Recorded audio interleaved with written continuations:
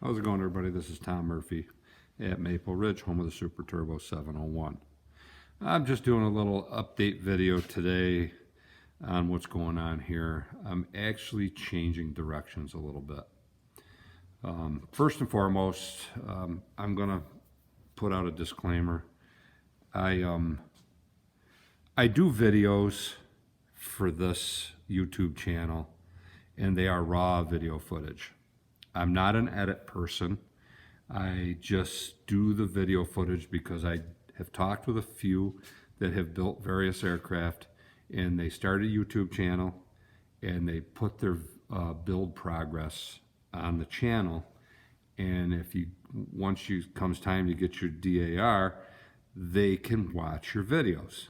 They can look at what your progress was, what your build ethics were, and they can follow through before they actually come to do an inspection. So that's why I'm doing it. I'm not an edit person. I'm not the type of person that's going to take a bunch of videos and then go in the house and sit around for 4.5, 5 hours editing every little thing. I'd rather spend the time building an aircraft rather than sitting in the house with a laptop playing edit games. So what you're getting is raw video footage. That's what I do. I apologize if there's some in and out and back and forth and up and down, but it is what it is. If you don't like the channel, switch over to the British baking channel or something. You can watch something over there. This is basically the build log for a CH701, the progress. And hopefully somebody maybe down the road that's going to build one can look at a video that I'm doing and pick up a few pointers, or maybe give me a few pointers. I'm always looking for feedback. I don't mind feedback, and I like it, actually. But anyways, what I'm doing, I'm changing gears. My right wing is on the table. I've been installing a fuel tank. The wing stiffeners are in, as you've seen on another video if you have watched it. I have not drilled the fuel sender unit hole yet, right there, that 59mm hole that's got to go right in that lightning hole. And the reason I have not done that yet is I'm not 100% sure I'm going to go with it. I have not drilled the hole for the fuel cap, you know, the fill hole for the fuel tank yet in the skin. Other than that, the skins are done on this. They're ready to go in. I need to drill the hole for that. I need to drill the hole for the drain underneath and the lower skin, but pretty much it's together. Putting it all on hold. I'm done with it. I made a contact yesterday. Well, I contacted Alyssa at Viking Aircraft Engines. My engine is mounted on the front of this, and that's all it is. It's just hanging there. Nothing is set in stone. But I contacted Alyssa, and I asked her what her schedule looked like in spring, because Jan and herself will actually come to your garage or your shop, and they will do the engine installation.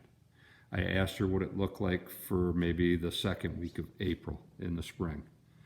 And she said it looked pretty good. She had a pretty open schedule. She was going to check with Jan and get me on the schedule for those two to fly up here, stay right at my house, and we'll show them a good old upstate New York good time, good barbecue, good cooking, if they can get up here. And they'll stay right here, and we'll work on this from sunrise to sunset and get a lot done. Jan will be able to do, Jan and Alyssa can do in like 2 or 3 days what should take me 2 or 3 months. So I'm just thinking it would be money well spent. Why do I want to start April, May, June, July, working on attaching, doing the engine, firewall forward, header tanks, all of that stuff, when Jan can do this stuff in his sleep? The cowling is here.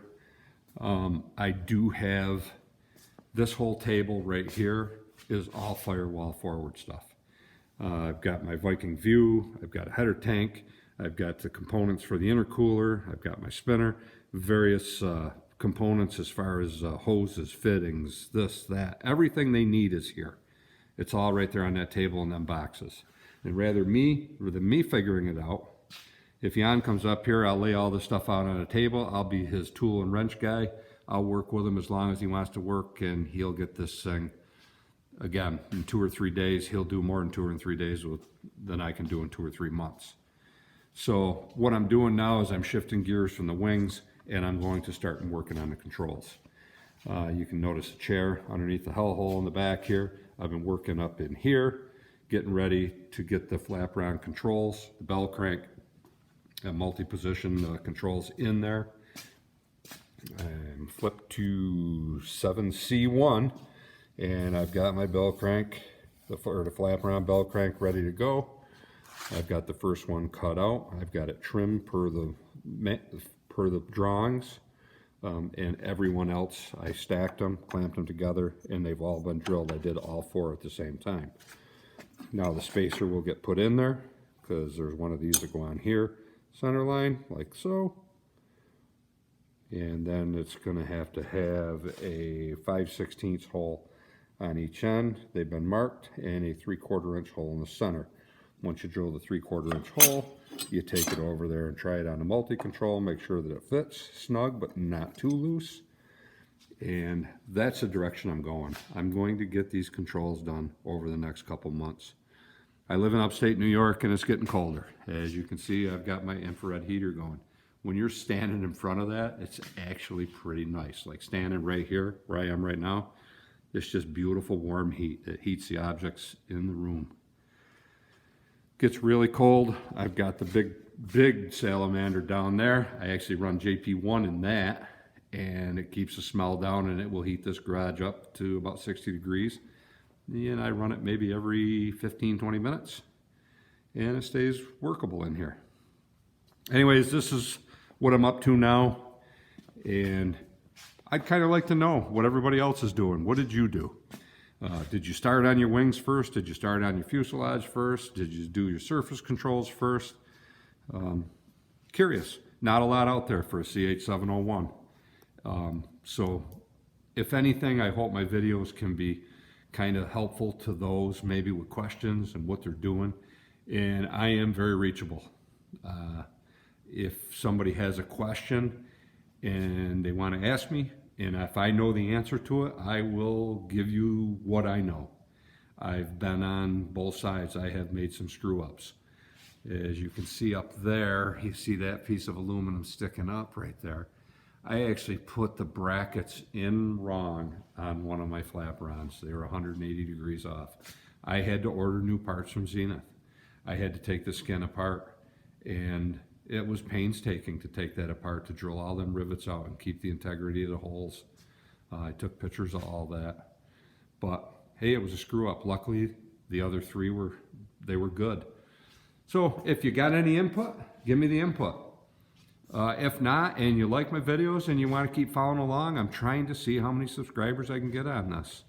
And follow me along. This is Tom at Maple Ridge, home of the Super Turbo 701. If you like my videos, hit the like and subscribe button. Till next time.